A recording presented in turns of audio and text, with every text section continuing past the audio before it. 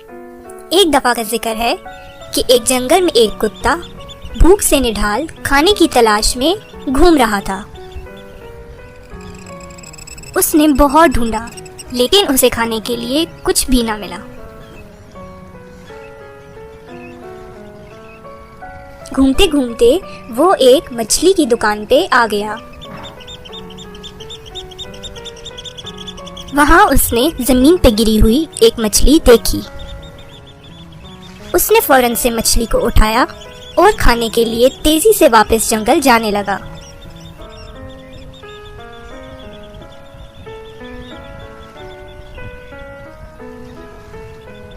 جب وہ ندی پار کرنے لگا تو اس نے اپنا عکس پانی میں دیکھا اور سوچنے لگا کہ کوئی اور کتا ندی میں مچھلی پکڑے کھڑا ہے۔ اس کے دل میں خیال آیا کہ وہ اس سے بھی مچھلی چھین لے، لیکن جیسے ہی اس نے مچھلی چھیننے کے لیے منہ کھولا تو اس کی اپنی مچھلی بھی ندی میں گر گئی۔ پھر اسے خیال آیا کہ وہ کوئی اور کتا نہیں بلکہ اس کا اپنا عکس تھا، اور وہ دوسرے کتے سے مچھلی چھیننے کی کوشش میں اپنی مچھلی سے بھی ہاتھ دھو بیٹھا۔